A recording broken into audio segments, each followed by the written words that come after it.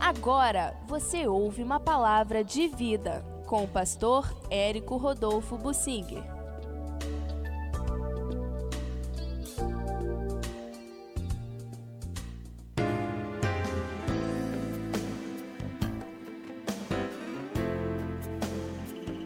Por que Deus levantou adversários contra o seu próprio povo? E até o próprio Deus se tornou adversário do seu povo e de seus servos. Por que isto? É uma lição que nós precisamos aprender, o que Deus falou para o Balaão. Eu saí como teu adversário, porque o teu caminho é perverso, é mau. O teu caminho é mau. Por isso, eu saí como teu adversário. Meu irmão, você já viu Deus como seu adversário? Muitas vezes Deus se põe como nosso adversário. Como ele se pôs adversário do Balaão, se pôs adversário de Davi. E em muitas situações na Bíblia, Deus se colocou contra o seu próprio povo. Deus é Deus, Ele é soberano, mas Ele respeita o livre arbítrio de cada pessoa. Deus não pega a sua cabeça e força você a pensar desta ou daquela maneira.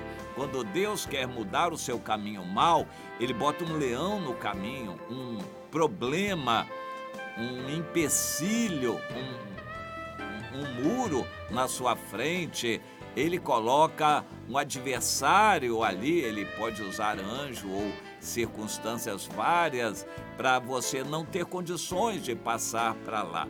O apóstolo Paulo, quando estava na Ásia Menor, quis ir para outro lugar, para Bitínia e para o norte. E o Senhor não deixou.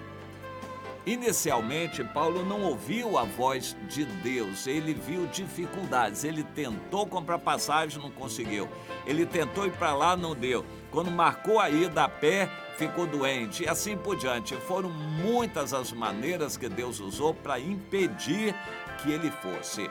Ele era determinado e queria pregar o evangelho em todo lugar, na cabeça dele ele deveria ir para Bitínia, mas não era, naquela ocasião, a maneira que Deus tinha para evangelizar a Bitínia. Deus se colocou como adversário, não deixou o plano do apóstolo Paulo dar certo. Aí ele foi perguntar, a Deus, então o que é que está acontecendo? Uma vez em Israel, Deus se colocou como adversário de Davi, deu uma seca de mais de 3 anos e muita fome, muita gente, muito animal morreu. E até que Davi foi perguntar, Senhor, o que está acontecendo? Aí o Senhor disse, agora você pergunta, pois é, o que está acontecendo é isso, é o pecado contra os gibeonitas. Ao apóstolo Paulo, Deus disse, eu não quero que você vá para lá, eu quero que você vá para Macedônia, eu estou precisando que a Macedônia seja evangelizada, porque tem gente sedenta lá, então vá para Macedônia. São maneiras que Deus tem de nos orientar, dirigir, mas uma delas é se colocando como nosso adversário. Nós temos aqui na Bíblia, em 1 Reis, no capítulo 11, um texto muito triste. Eu reputo esse como um dos mais tristes na Bíblia para mim, quando o Salomão se desviou por completo. Há pessoas que tentam amainar o desvio de Salomão, mas não dá.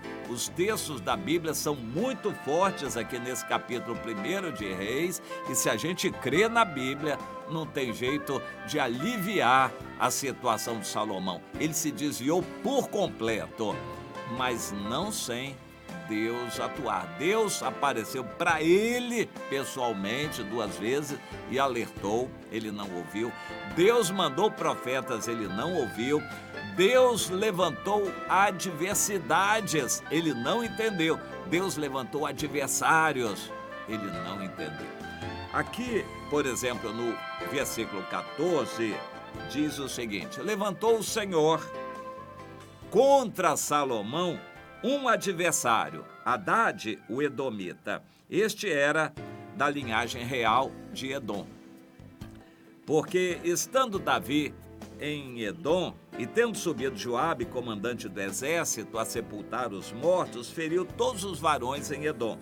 porque Joabe ficou ali 6 meses com todo Israel matando gente, até que eliminou todos os varões, os homens em Edom. Hadade, porém, fugiu, e com ele alguns homens edomitas, dos servos de seu pai, para ir ao Egito. E era Hadade ainda muito jovem. Partiram de Midian e seguiram até Parã, onde tomaram consigo alguns homens mais e chegaram até o Egito, a Faraó, o qual os recebeu bem e deu a Hadade uma casa e lhe prometeu sustento e lhe deu terras. Achou Hadade grande mercê por parte de Faraó, tanta que este lhe deu por irmã, por mulher a própria irmã. Mais adiante diz que o Hadade quis voltar e o Faraó do Egito diz: por que você quer voltar? Não, eu quero voltar porque eu quero voltar, eu só quero que você me permita voltar. Então o Faraó, não conseguindo segurar, o Hadade voltou para Edom e se tornou um adversário de Salomão ali ao lado, vizinho dele. Também Deus levantou outro adversário, o Rezon, que reinou lá na Síria, em Damasco. E dentro de Israel, Deus levantou o Jeroboão, que foi conspirando, morava no Egito, mas que foi conspirando dentro de Israel contra o Salomão. Interessante, todo ser humano tem a tendência de se envaidecer, mas Deus usa circunstâncias para controlar a vaidade dos líderes. Senão o líder vai querer voar de tanto vento. Quando vê resultados, a vaidade sobe, cresce. Isso é um problema sério para os líderes. Então Deus levanta adversidades, dificuldades, uma enfermidade, um espinho na carne. O espinho na carne veio da parte de Deus para o Paulo, embora fosse um mensageiro de Satanás, mas com a permissão e a ordem de Deus, para humilhar o Paulo, para que ele não se envaidecesse. Depois, a grande obra que o apóstolo Paulo fez em Roma foi como preso. A prisão, embora fosse frouxa, mas a prisão, inicialmente frouxa, era um espinho na carne para que ele não se envaidecesse, senão ele ia se sentir o Papa. E, de fato, a Igreja Católica diz que Paulo foi o segundo Papa lá em Roma, mas a gente sabe pela Bíblia que não foi. Deus não deixou ele se envaidecer. O melhor trabalho que ele fez em Roma foi como preso. Deus então levanta adversidades e adversários para nos controlar o nosso eu, não deixar a gente se engrandecer. Enquanto estamos na terra, nós vamos ter essa nossa natureza carnal.